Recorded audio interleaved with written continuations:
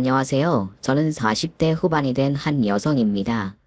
제가 이렇게 용기를 내어 글을 쓰는 이유는 상상도 하지 못한 진실 앞에 오열했던 지난 날에 대해 이야기를 해보려고 해요. 사람 사는 인생에 어쩌면 이런 일이 생길 수가 있는지, 그것도 이렇게 가까운 곳에서 일어난 일에 많이 절망하고 힘들었어요. 하지만 언제까지 그 아픔을 안고 살아가기만 할 수는 없을 것 같아요. 조금이라도 제 마음을 편하게 하고 앞날에 충실해 보고자 이렇게 용기를 냈습니다. 다시는 있어서는 안 될 제 사연? 그럼 지금부터 조심스레 이야기를 시작해 볼게요. 시골 마을에서 자란 저는 어린 시절부터 어려운 환경 때문에 많은 것을 하고 살진 못했어요. 시골에서 자란 사람들은 저와 같은 생각을 많이 하실 겁니다. 항상 가난에 허덕이는 부모님을 뵈면 무엇을 해달라고 말씀을 드리기가 죄송할 정도였으니까요. 저희 부모님은 엄청나게 순수하고 부지런하신 분이셨어요. 두 분 모두 배움은 짧으셨지만 남들에게 아쉬운 소리 하지 않으시고 정말 너무나도 열심히 사셨죠. 아침 해가 뜨기 전에 부모님은 모두 일터로 나가셨고 학교에 갈 시간이 가까워 오면 들어오셔서 아침 식사를 하시고 저희 남매들의 아침을 마련해 주셨습니다.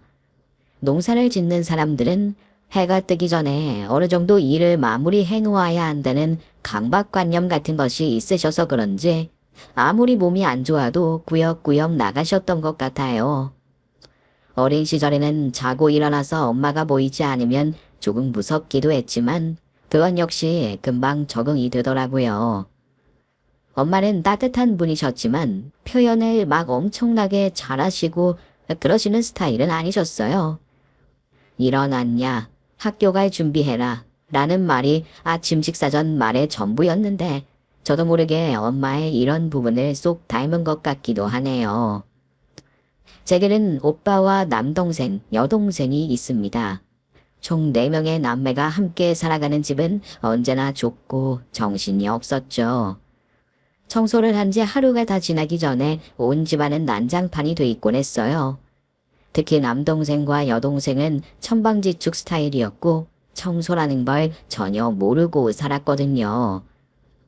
부모님이 힘드시니 제가 집안일을 많이 도와드리곤 했는데 동생들의 이런 모습이 때로는 짜증이 나기도 했습니다. 저보다 각각 6살, 7살이 어린 동생들은 나이 차이가 나서 그런지 저와 오빠에게 아주 많이 의지를 했고 그래서 더 아무것도 하지 않고 지냈어요. 얘들아, 청소 좀 하자. 네 장난감은 좀 정리도 하고 과자 먹고 난 쓰레기는 왜 바닥에 놔두는 거야? 쓰레기통이 바로 저기 있는데 얼른 너네가 먹은 거 정리하고 그만 좀 싸우고 누나가 좀 해줘. 우리는 아직 어리잖아. 어린 나이부터 왜 자꾸 청소를 시켜 누나. 뭐? 국민학교에 다니고 있는데 뭐가 어려? 그리고 내가 무슨 엄마니? 누나도 공부도 해야 하고 그런데 너네 뒷정리만 언제까지 도와줄 순 없다고. 치, 누나가 해줘. 난 몰라. 할 줄 모른다고. 그리고 엄마 아빠가 그랬어. 엄마 아빠 안 계실 때는 누나가 엄마라고. 그러니까 누나가 다 해줘야지. 동생들은 제게 아주 많이 의지했어요. 엄마 역시 제게 동생들을 늘 부탁한다는 말씀을 하셨고요. 저는 솔직히 어렸을 때는 이것도 싫었던 것 같아요. 저도 같은 자식인데 왜 저는 동생들을 돌보는 보호자 노릇을 해야 하는지 이해가 되지 않았거든요. 부모님이 고생하셔서 안타깝긴 했지만 아무것도 모르고 응석 부리는 동생들을 돌보는 것은 제겐 너무나 벅찬 일이었던 것 같습니다. 생각해보면 부모님은 정말 열심히 사셨는데 왜 그렇게도 운이 지지리도 없으셨던 건지 모르겠어요. 4명의 자식들을 먹여 살리시면서 사는 것이 너무나도 힘드셨거든요. 순수한 부모님에게 접근해서 그동안 모아둔 돈을 빼앗아가는 사람도 있었고 집문서를 맡겨놓고 돈을 빌려달라고 하는 친한 지인분의 말을 곧이곧대로 듣고 집이 없어져 버린 적도 있었습니다. 저희 부모님은 그 정도로 순수하고 착하신 분들이세요. 이 세상에 영악하고 나쁜 사람들이 얼마나 많은데 모든 것을 그저 좋게만 생각하시는 부모님이 답답한 적이 한두 번이 아니었죠. 고등학생이 된 저는 부모님께 이런 말도 한 적이 있었어요. 엄마 아빠, 제발 이제는 남한테 좋은 인사만 심어주지 말고 집만 신경 써요. 가족만. 그렇게 살았으면 우리 집 이렇게 어렵지가 않았을 거 아니야. 얘가 무슨 소리 하는 게야? 사람이 사람을 안 믿으면 누굴 믿고 살아? 그냥 운이 안 좋았던 게야. 그저 열심히 살다 보면 또 좋은 날이 올 거라고 분명히. 엄마, 그런 생각하지 마요. 세상에 믿을 사람이 누가 있다고 남이 엄마 아빠를 왜 도와줘? 다들 엄마 아빠 돈 빼먹을 생각하는 사람들 뿐이구만. 고등학생인 내가 봐도 다 알겠는데 왜 몰라? 저는 점점 커갈수록 사회에 눈을 뜨게 됐고 그동안 부모님이 얼마나 답답하게 사셨는지 알게 됐던 것 같아요. 하지만 제 부모님이고 누구보다 성실하게 살아오신 분들이라는 걸 알기에 제 마음은 아주 많이 아팠습니다. 딱히 어떤 꿈도 없이 하루하루를 살아가던 저는 그렇게 성인이 됐어요. 오빠는 대도시에 있는 대학교에 들어가게 됐는데 그 돈이 너무나 많이 들어 저는 저 스스로가 대학 진학을 꿈도 꾸지 않았죠. 오빠에게 들어가는 등록금과 기숙사비에 생활비는 부모님이 감당하시기엔 힘드셨던 것 같아요.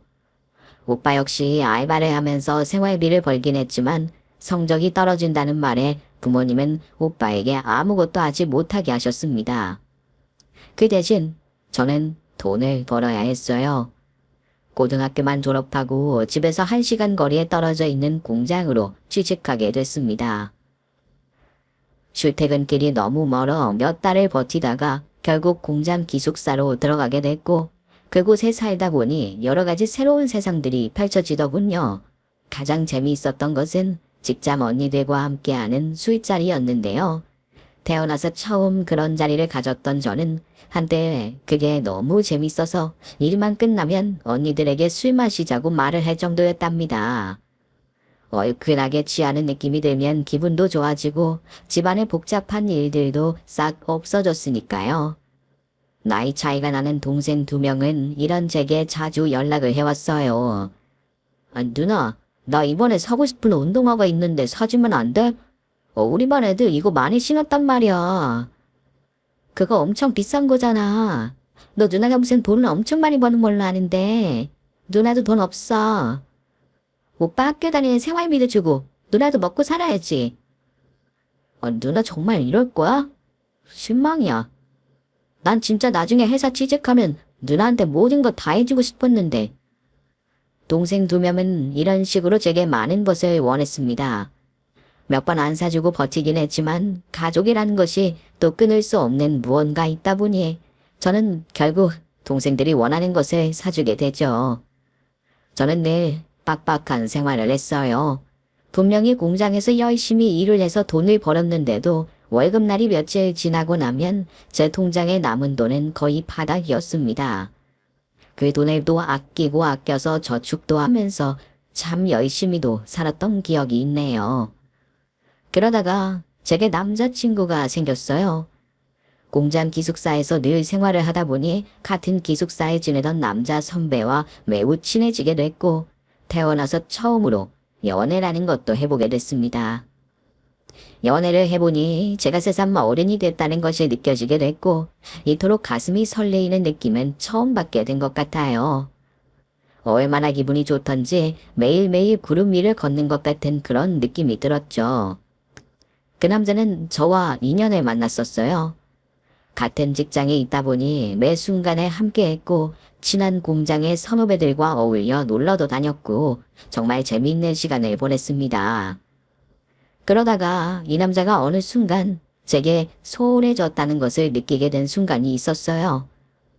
저랑 있는 시간보다 다른 사람들과 다 같이 어울려 노는 시간을 더 좋아했고 극기야는 저를 빼고 다른 사람들과 함께하는 자리도 늘어났죠.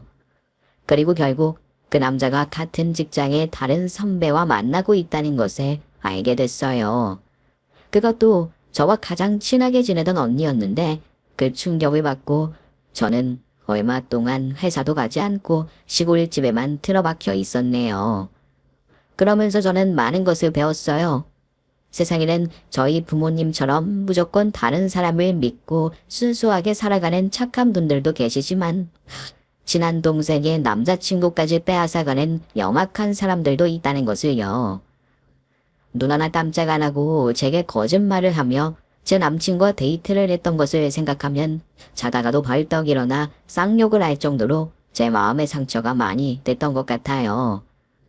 그 후로 저는 직장을 옮겼습니다. 좀 더 넓은 세상에 나아가고 싶었거든요.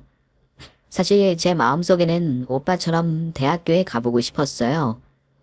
학창 시절에 가난 때문에 포기할 수밖에 없던 대학교라는 곳이 어떤 곳인지 궁금했거든요. 가끔 오빠가 대학교 축제 이야기도 했고 미팅과 MT 이야기도 했는데 그런 것들을 저도 꼭 누려보고 싶었습니다. 그래서 직장을 옮기고 난 후에는 오빠가 다니는 대학교에 가끔 놀러 갔어요. 젊은 청춘들이 자유를 만끽하는 것 같은 그런 분위기가 정말 너무나도 보기 좋더라고요. 공장 작업복을 입고 제대로 햇빛 한번 보지 못하고 일을 하고 있는 제 삶과는 완전히 달랐죠. 오빠는 제게 항상 미안해하면서도 언제부터인가 제가 도움을 주는 것을 당연하게 여겼고 오빠에게 찾아가서는 대판 싸운 적도 있었습니다. 넌 돈 벌어야 되는 데가 왜 자꾸 여기 와서 돈을 쓰고 가냐? 버스비에, 방값에, 식비에. 아휴, 그게 다 돈이 얼마야. 주말에도 일해야 수당 더 많이 붙는 거 아냐? 오빠, 나도 젊은 청춘이라고. 내가 여기서 돈 좀 쓰고 가는 게 그렇게 아까워? 아니, 그게 아니라 네가 벌어야 나도 생활비를 하고 그러지. 어차피 너는 공장에 갔으니까. 어차피라니. 오빠 어떻게 그런 말을 할 수가 있어? 내가 왜 공장에 갔는데 오빠 때문이라고.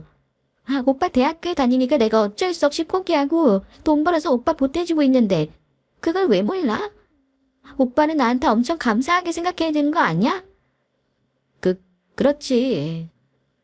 그게 그렇긴 한데.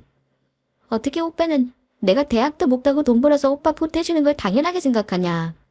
진짜 실망이다. 정말 실망이야. 몇 년이 지나니 너무나도 당연하게 생각하는 오빠에게 저는 아주 큰 실망을 하게 됐습니다. 오빠와 대판 싸우고 어두운 밤거리를 지나 고속버스를 타고 다시 공장으로 돌아오는데 얼마나 많이 눈물이 났는지 몰라요. 서럽고 힘든 마음을 주체하기 힘들 정도였습니다. 그런데 그때 제 마음에 결심이 서게 됐어요. 이대로 가다가는 저는 그저 공장에 다녀서 가족을 위해 희생하는 사람밖에 되지 않는다는 생각에 공부를 해야겠다고 마음을 먹었죠. 무엇이든 제가 결심을 하지 않고 가만히 있으면 변하는 것은 없으니까요. 대학에 가자 마음을 먹게 됐고 다음날 바로 중고책을 파는 곳에 가서 대입 수능을 보는 문제집을 사게 됐습니다. 남이 다 풀고 난 문제집이었지만 싼 가격에 구할 수 있었고 정답을 지워가며 열심히 해보자 마음먹었어요. 그때부터 저는 다른 건 아무것도 생각하지 않고 오로지 제 미래만 생각했습니다.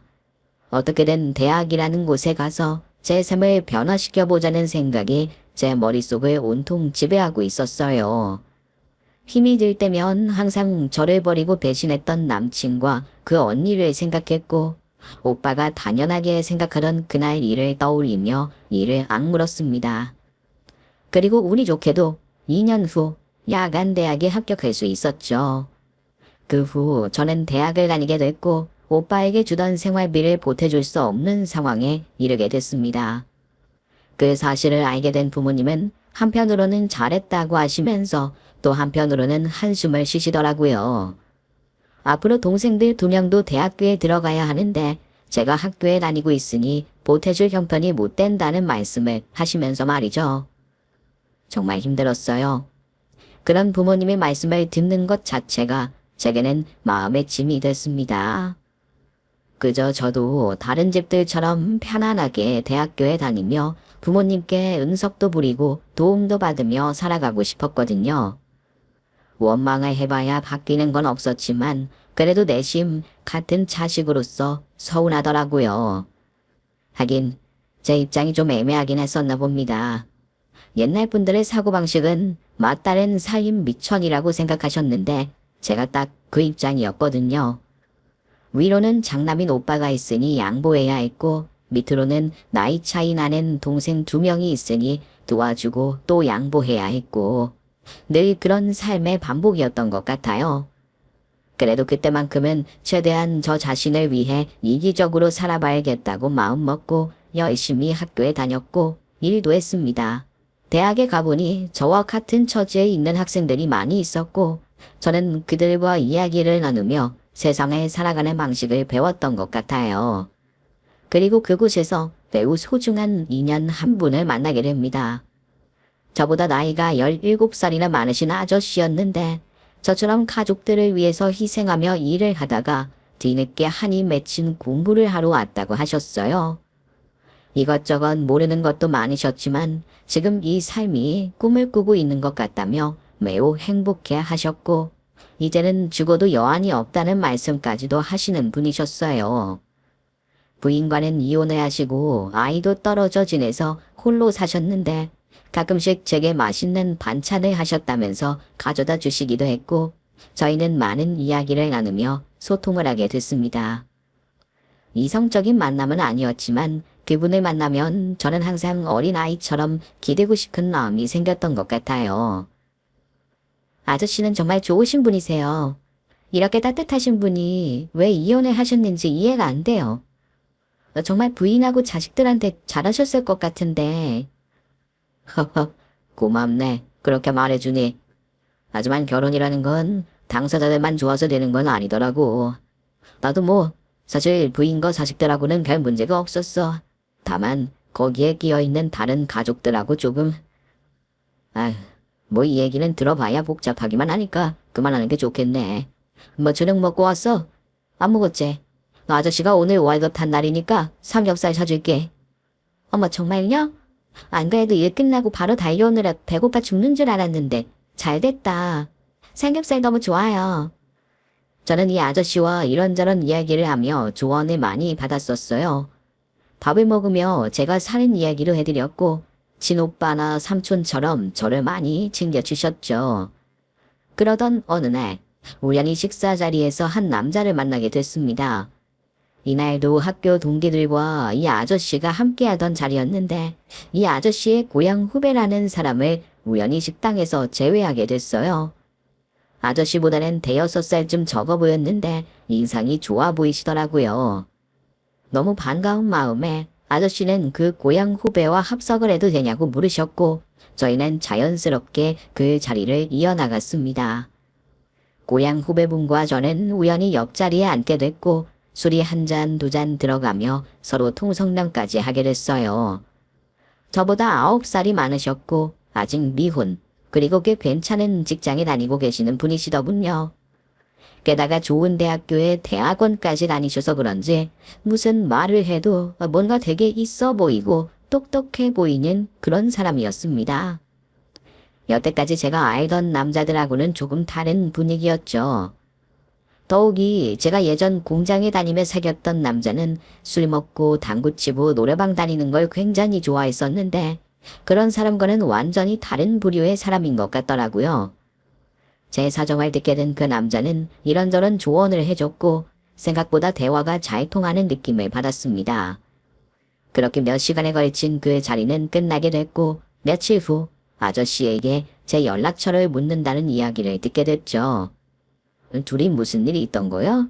네 연락처를 달라고 하던데 그날 얘기 많이 했었어? 네? 아, 네. 옆자리에 앉게 돼서 이런저런 조언도 해주시고 그랬었거든요. 그리고 제가 뭐 책에 대해서 물어봤는데 그 책이 있다고 빌려주신다고 했는데 그것 때문인가 봐요. 그 남자와의 인연은 이렇게 시작이 됐습니다. 제 연락처를 알게 된 그 남자는 하루에도 몇 번씩 연락을 하셨고 저희 학교 앞에도 데리러 왔어요. 좋은 자동차를 타고 데리러 온 그 남자를 보며 저도 모르게 입꼬리가 올라갔고 무척이나 기분이 좋더라고요. 그렇게 인연은 서서히 가까워졌고 얼마 후 저희는 연인 관계로 발전하게 됐습니다. 나이가 꽤 많은 남자와 사귄다는 이야기를 들은 오빠와 남동생은 말도 안 된다며 저를 말리더라고요. 야, 학교만 다니면 됐지 그렇게 나이 차이 많이 나는 놈하고 왜 만나? 너 미쳤어? 오빠가 뭘 한다고 그래. 9살이 뭐가 많아. 나한테 얼마나 잘해주는 사람인데. 대학원까지 나오고 많이 배우고 똑똑해. 그리고 나를 돈 버는 사람이 아니라 하나의 인격체로 대해준다고. 그 당시에 저는 오빠와 남동생에 대한 인식이 별로 좋지 않던 때라 무슨 말을 해도 반발심이 강했었어요. 저를 돈 보태주는 사람으로 취급했던 일이 떠올라 계속 마음이 좋지 않았었거든요. 그러니 당연히 제게 잘해주며 저를 떠받들어주는 이 남자가 너무나 소중하게 느껴질 수밖에요. 하루하루 그 남자와 연애를 하는 것이 제 인생의 가장 중요한 부분이었어요. 그 무엇도 지금 이 순간과 바꾸고 싶지 않을 정도였죠. 아무래도 나이가 많다 보니 저와 연애를 하면서 결혼에 대한 압박을 받았던 것 같아요. 집에서 손주를 보고 싶다는 말씀을 많이 하신다는 말에 저도 성급하게 결혼을 결심하게 됐습니다. 학교 졸업과 동시에 그렇게 저는 그 남자의 집에 인사를 드리러 갔어요. 무척이나 깐깐해 보이시는 남친의 어머님을 비롯해 집안에 먼지 한 톨 없는 모습에 조금 낯설기도 했죠. 저희 시골집과는 비교도 되지 않을 정도로 깔끔하고 뭔가 분위기가 심오해 보였다고 해야 할까요? 너무나 어색해서 거실 소파에 앉아있는 내내 안절부절 못했던 것 같아요. 남친 어머니는 제게 이런저런 질문들을 하시기 시작하셨습니다. 친정집안 경제력부터 시작해서 제가 다니고 있는 학교며 훗날 어떻게 무슨 일을 갖고 살아갈 것인지까지 꼬치꼬치 물으셨는데 보통 분이 아니신 것 같더라고요. 과연 제가 이분을 시어머니로 모시고 살 수 있을까라는 생각까지 들었습니다. 역시나 제가 가진 것에 대해서 전혀 만족하지 못하신 표정을 지으셨고 깊은 한숨까지 내쉬셨어요.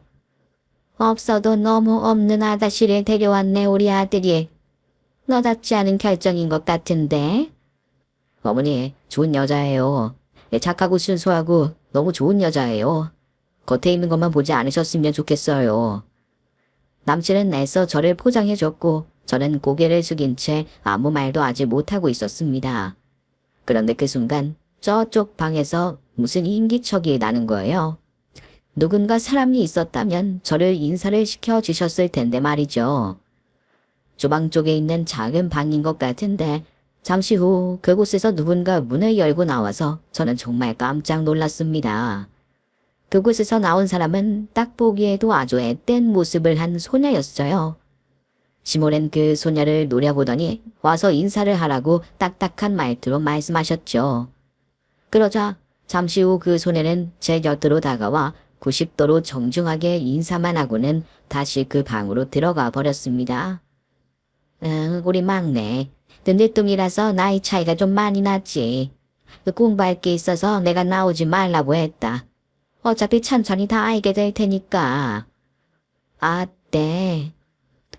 그동안 남친과 사귀면서도 단 한 번도 동생의 존재에 대해 들어본 적이 없었는지라 뭔가 굉장히 어색하게만 느껴졌어요. 더군다나 제가 동생들과 오빠에 대한 이야기를 할 때도 가만히 듣고만 있었던 남친인지라 왠지 저를 속인 것 같은 느낌도 들더라고요.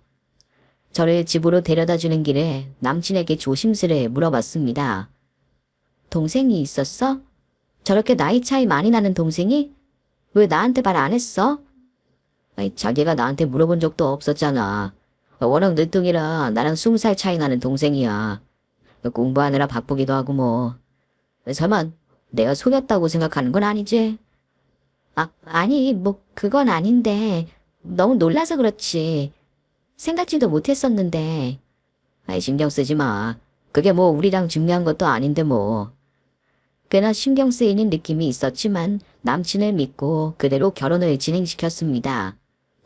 서둘러 결혼을 하려는 와중에 제 뱃속에는 아이가 생겨버렸고 예전보다 더 빨리 날을 잡아 후다닥 결혼식을 치렀어요.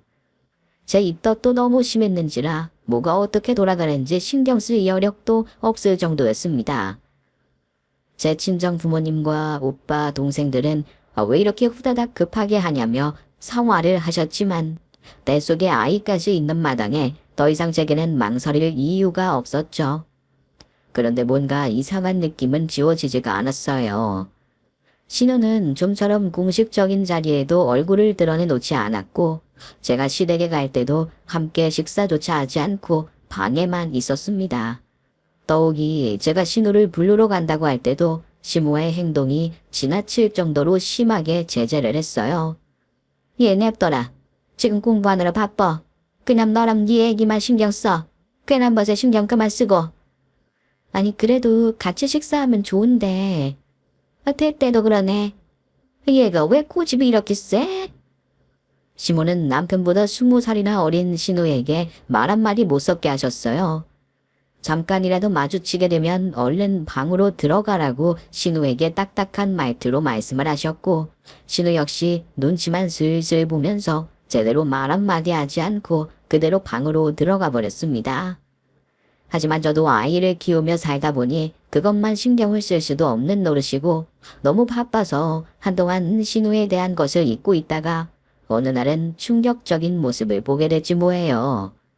제가 어쩔 수 없이 시댁에서 잠을 자고 있었는데 새벽녘 달그락거리는 소리가 나서 부엌으로 향했더니 산더미같이 쌓여있는 설거지와 그릇 정리 등을 신우가 혼자서 하고 있는 게 아니겠어요. 이제 갓 20살도 채 되지 않은 신우가 다 자고 있는 그 시간에 그러고 있는 모습을 보니 왠지 한쪽 가슴이 짠해오더라고요. 시댁이 그렇게 못 사는 집도 아니었고 충분히 도우미 이모를 써도 될 정도로 여유가 있는 집안이었는데 왜 이런 일을 신우가 하고 있는지 도무지 이해도 되지 않았습니다. 저는 그 모습을 보고 얼른 신우에게 달려갔더니 신우의 얼굴에는 눈물이 가득 맺혀 있었어요. 어머나, 이거 왜 혼자 다 해요? 이리 줘요. 내가 할 테니까. 얼른 들어가서 쉬어요. 언니, 저 좀 살려주세요. 제발 언니, 저 한 번만 살려주세요. 아니, 왜 그래요? 무슨 일이에요? 응? 나한테 다 말해봐요. 신우는 제게 살려달라는 말을 했어요. 그때 그 눈물이 맺혀 절박했던 얼굴이 너무나도 가슴이 아팠습니다. 저는 꼭 신우의 이야기를 듣고 싶어서 얼른 신우방으로 데리고 가려고 하던 그 찰나 때마침 시모가 오더니 저보고 당장에 가서 잠이나 더 자고 오라고 하시는 거예요. 아니 너는 무슨 애가 새벽잠도 없다니. 얼른 가서 잠이나 자라. 남의 일에 참견하지 말고. 괜히 애기 깨서 온 가족 다 잠 깨우지 말고 얼른. 아니 그래도 어머님, 아가씨 혼자 저 많은 걸 어떻게 혼자 해요. 제가 좀 도와줄게요. 아이고 참나. 쓸데없이 또 참견한다. 내가 말했지. 너는 네 일이나 알아서 하라고. 아? 제발 참견하지 말고 들어가서 네 애나 잘 봐. 시모의 말에 저는 어쩔 수 없이 다시 방으로 들어왔고 그날의 일이 계속해서 잊혀지지 않았습니다. 어떻게든 신우와 다시 연락을 해서 알아보려고 했지만 신우 연락처도 모르고 시댁에 가도 철저하게 신우와 말도 하지 못하게 하는 시모 때문에 어떻게 할 수가 없었어요.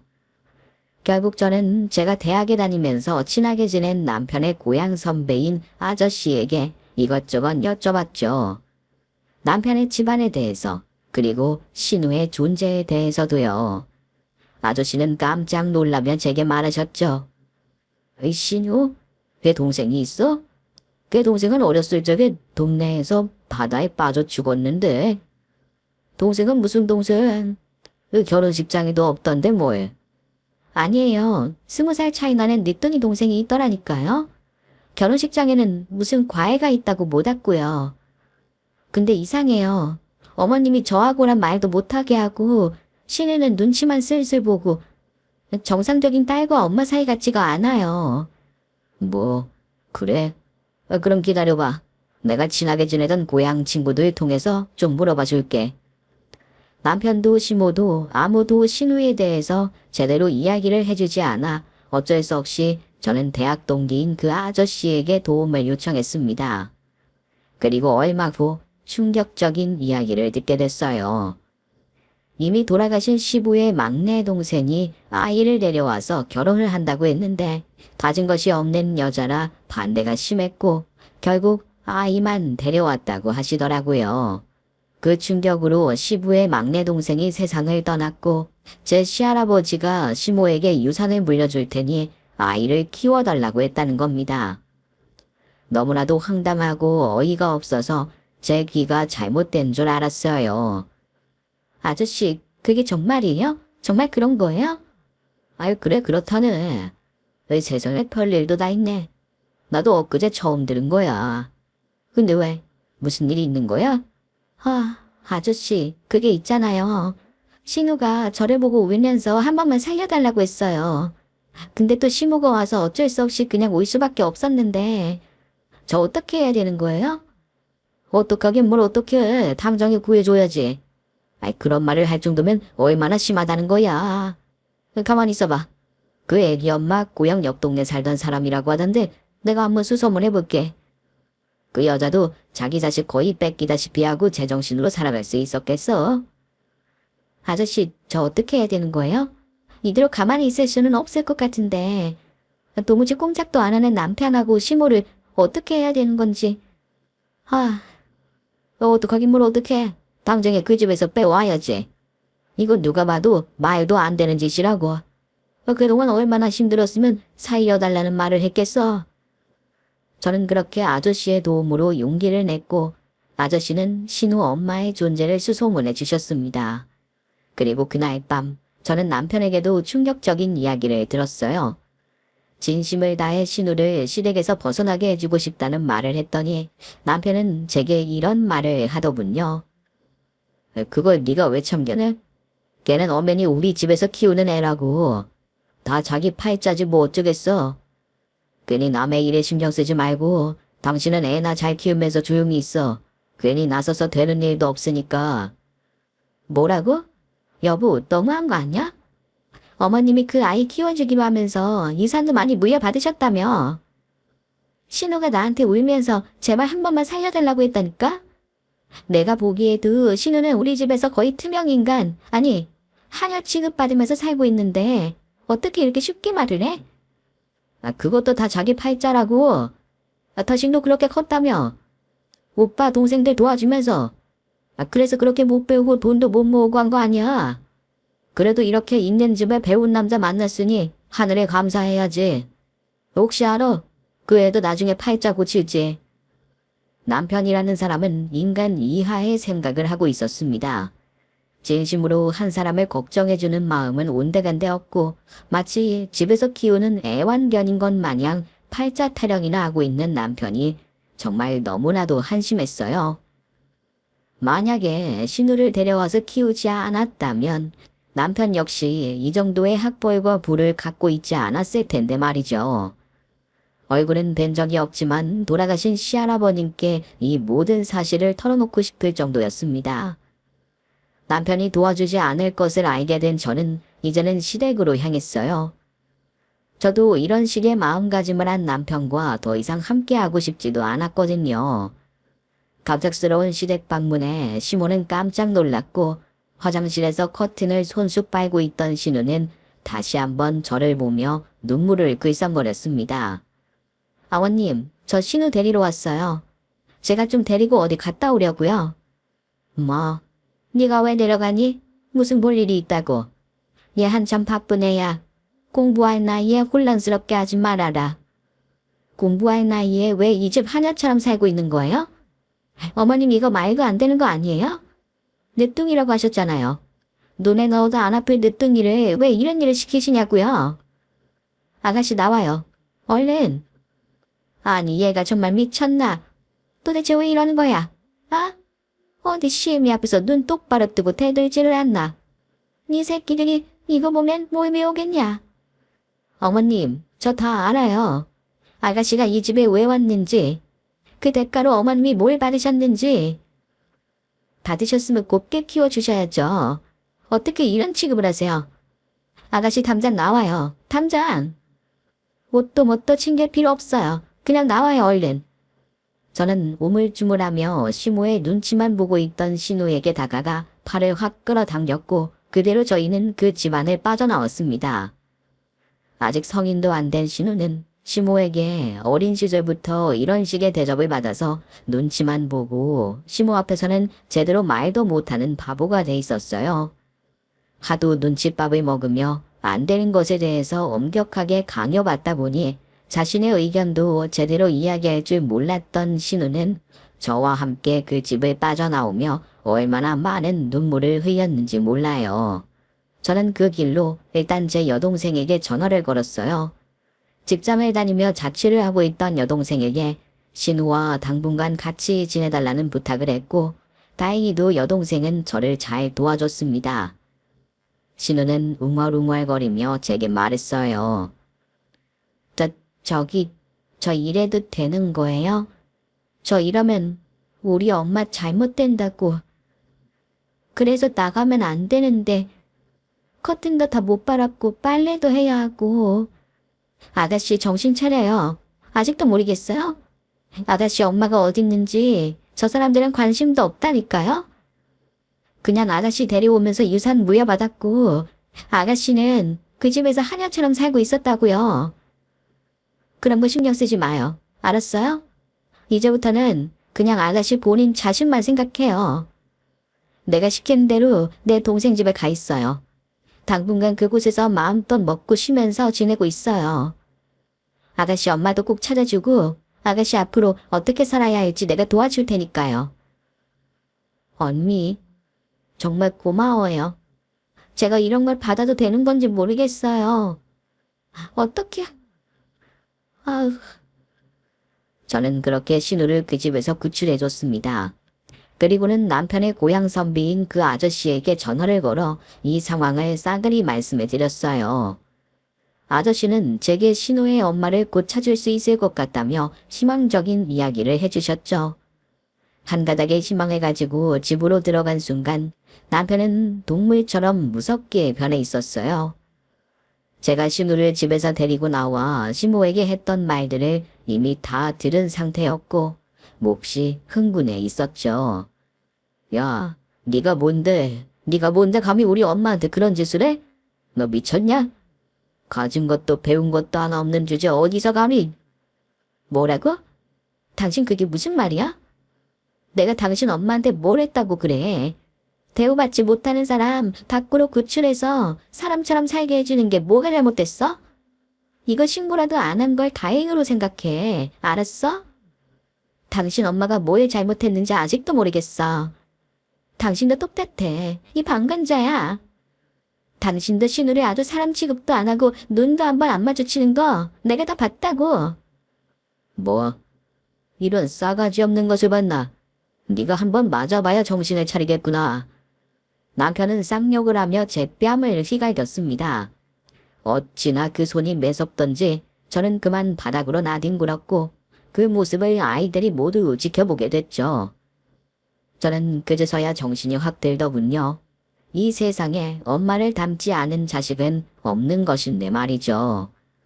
남편이 그동안 탁식한 지식과 따뜻한 행동으로 저를 품어줬던 것은 제가 그저 아무것도 모르고 아무런 반론도 하지 않았기 때문이었다는 것을 알게 됐습니다.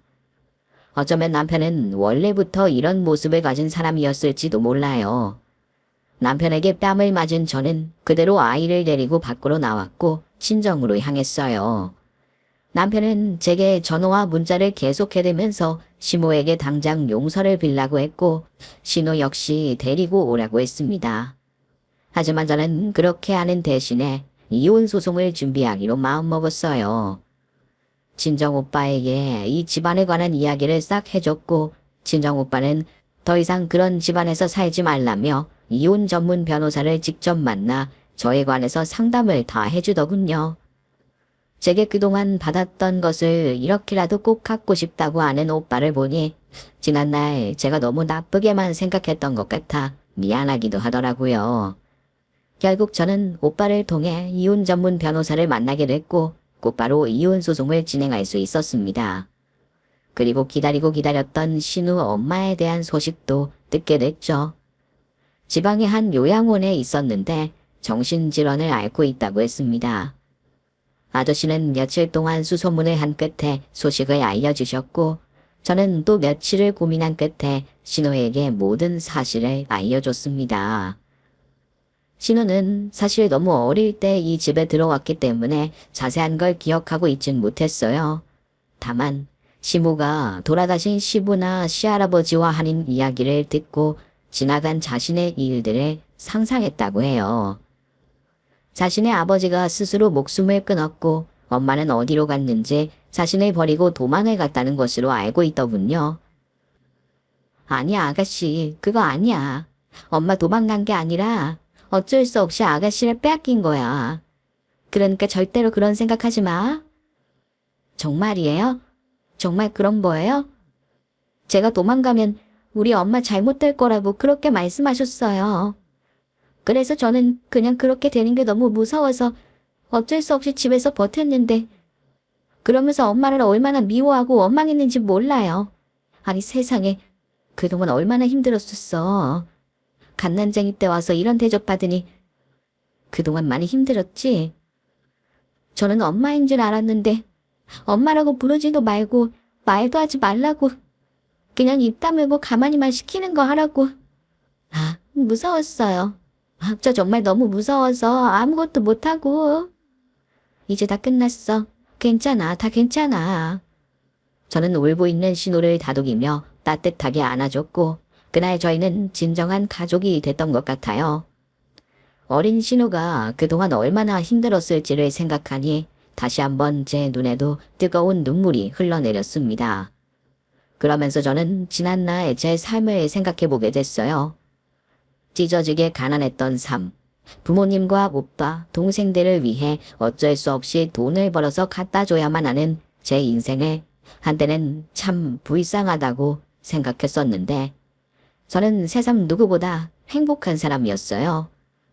이렇게 많은 가족들한테 사랑을 받고 있었으니 말이에요. 얼마 후 신우의 친엄마가 입원해 있다는 병원을 알게 됐고 저는 아저씨와 함께 그곳에 신우를 데리고 갔습니다. 신우의 엄마는 정신병이 생긴 이후로 여러 곳을 전전하다가 이곳에 왔다고 하는데 사람을 잘 알아보지도 못하시는 모양이에요. 어쩌다가 이렇게까지 험한 삶을 살게 됐는지 안타까운 마음에 차마 똑바로 쳐다보지도 못하겠더라고요. 한눈에 보기에도 신우와 신우의 친엄마는 굉장히 닮아 있었어요. 작고 동그란 눈, 앵두같이 도톰한 입술과 웃을 때 눈웃음을 치는 것까지 아주 똑같았죠.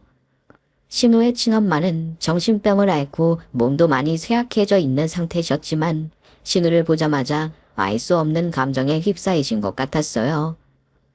저도 자식을 낳아보니 자식을 잃고 살아가는 삶은 상상도 할 수 없을 것 같은데 신우 친엄마는 오죽했겠어요. 신우는 말없이 자신의 엄마에게 다가가 눈물만 흘리고 있었고 저는 뒤에서 그 모습을 바라보고만 있었습니다. 무언가 이상함을 느낀 신우의 친엄마는 눈물을 흘리고 있는 신우의 눈물을 닦아주며 말했어요. 시연이, 내 딸 시연이 맞지? 그치? 시연이 맞지? 맞는 거지? 친엄마의 말에 아무 대답도 하지 못한 신우는 그대로 엉엉 울면서 친엄마를 꼭 안았습니다. 어리둥절하면서도 그런 자신의 딸을 누구보다 꼭 안아주는 그녀의 모습을 보니 저도 눈물이 왈칵 쏟아졌어요. 이 모든 것이 꿈인 것 같다면서 제게 연신 고맙다고 말을 하는 신우의 손을 꼭 잡으며 저는 말했죠.